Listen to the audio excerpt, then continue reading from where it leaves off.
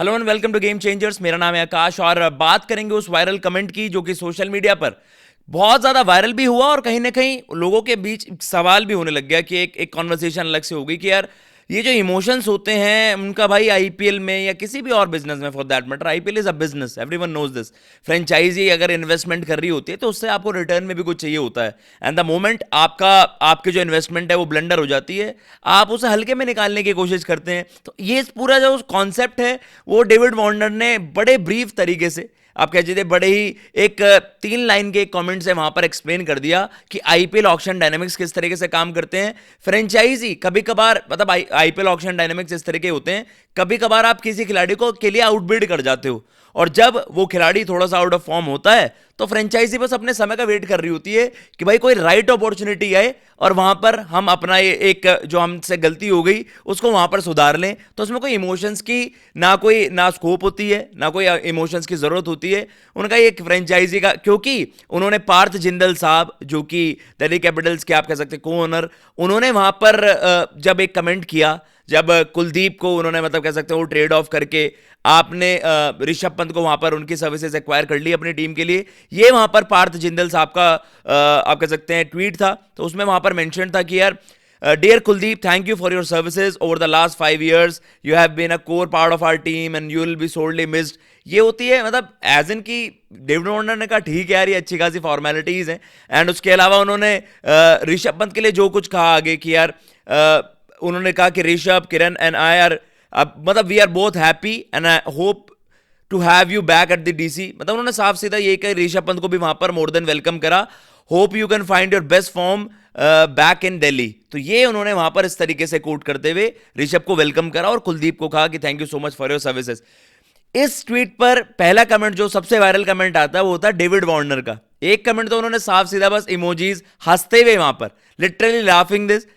हाँ ये आप देख सकते हैं डेविड वार्नर वहां पर एक तो हंसते हुए काफी नजर आए, मतलब एक तो उन्होंने मजाक भी उड़ाया, मतलब किस वे में, सरकास्टिक था या उन्हें किस बात पर हंसी आई। सेकंड कमेंट में उन्होंने वहां पर जो चीज मेंशन करी है वो उन्होंने कहीं ना कहीं वो रियलिटी बताई है कि भाई किस तरीके से वो फ्रेंचाइजी वर्क करती हैं और किसी खिलाड़ी को अगर आपने आपने सेंस करते हुए कि यार ये हमारे इन्वेस्टमेंट आगे जाकर बेहतर होगी, जैसा कि संजीव गोयनका साहब भी शायद इन्होंने एक ट्वीट से एक कमेंट से वहां पर दोनों को ही टारगेट कर दिया कि ये फॉर्मेलिटीज हैं जो वहां पर कमेंट में होती हैं। उसके अलावा संजीव गोयनका साहब कि जिन्होंने जब ऋषभ पंत को वहां पर उनकी सर्विसेज एक्वायर की थी और वो जब एलएसजी में आए तो उन्होंने बड़ी बड़ी बातें कर दी थी कि यार ये मार्क माय वर्ड्स 10 साल बाद आप देखना रोहित शर्मा, एम एस धोनी उनके साथ वहां पर ऋषभ होंगे, और ऋषभ को बड़ा हाईली रेट करा। लेकिन द मोमेंट 2 सीजन वहां पर खराब गए तो सेंस भी करती है फ्रेंचाइजी कि यार अब नहीं होगा, अपन मतलब हमने गलती कर दी, हमारी तरफ से इन अ वे, मतलब गलती नहीं, आप एक चीज को विजन करते हुए कॉल लेते हो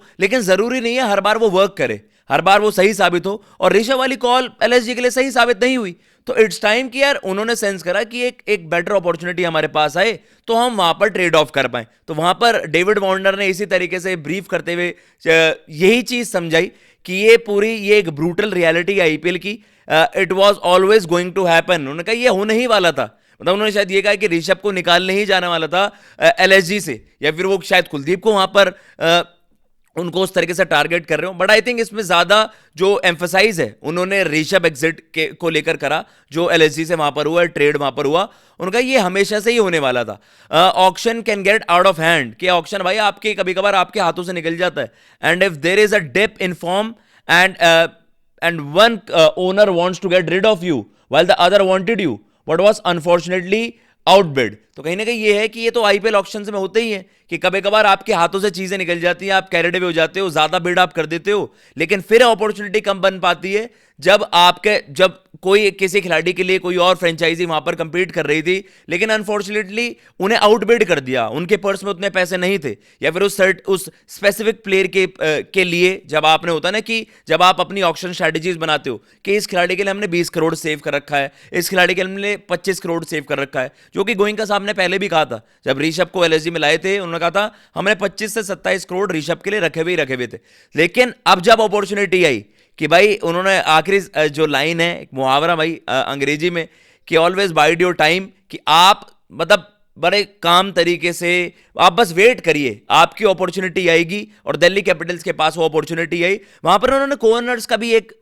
रेफरेंस दे दिया होगा, क्योंकि आपको पता है दिल्ली कैपिटल्स में 2 टेन्योर चलते हैं, 2 साल के लिए आपके मालिकाना हक आप कह सकते हैं जीएसडब्ल्यू, एंड देन 2 साल के लिए आपके जेएमआर ग्रुप। तो इस तरीके से वहां पर देखें, अब अगले 2 साल जो हैं वहां पर जिंदल साहब एंड वहां पर सौरव गांगुली को भी वापस ला रहे हैं, एंड उसके अलावा आप देख रहे हैं कि ऋषभ पंत वहां पर, यूवी पाजी वहां पर, तो कहीं ना कहीं किन्हीं के कोई फेवरेट्स होते हैं, उनके लिए गो ऑल आउट। तो पार्थ जिंदल साहब को ऋषभ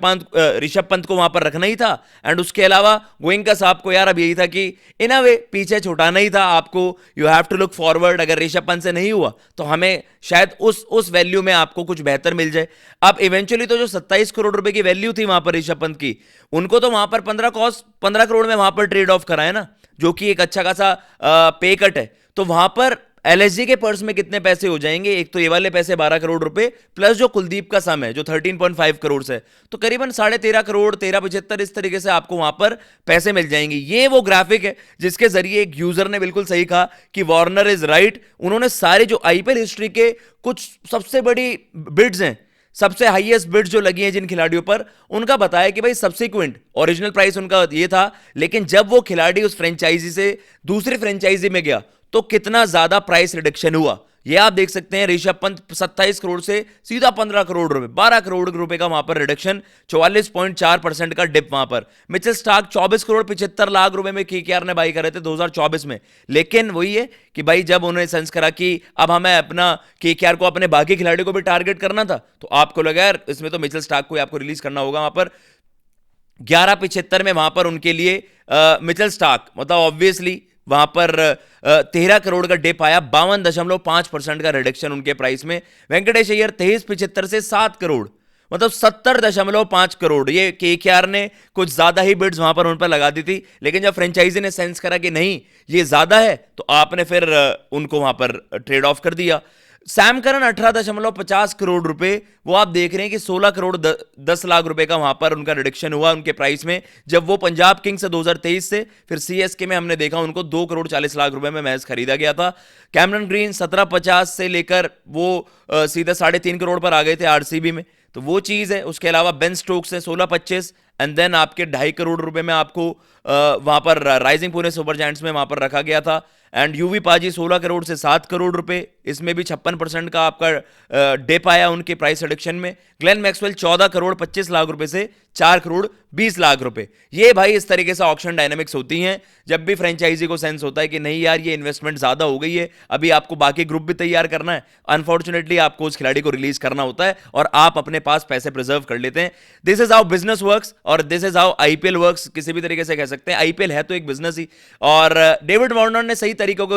तरीके से उस चीज को समअप भी वहां पर करा और बताया भाई ये तो होने ही वाला था, इस तरीके की गलतियां फ्रेंचाइजी से हो जाती हैं, फिर उन्हें सेंस होता है कि भाई इट्स टाइम, ये सही समय है, यहां पर अपनी इमेज भी बची रहेगी और अपना एक टैक्टिकल मास्टर स्ट्रोक भी हो जाएगा। फिलहाल इस वीडियो में इतना ही। अगर आपको ये वीडियो पसंद आई हो चैनल को सब्सक्राइब कर दीजिएगा। आई होप आपको ये जो पूरा मामला है वो बेहतर तरीके से समझाया होगा, ग्राफिक का भी ये यूज, क्योंकि एक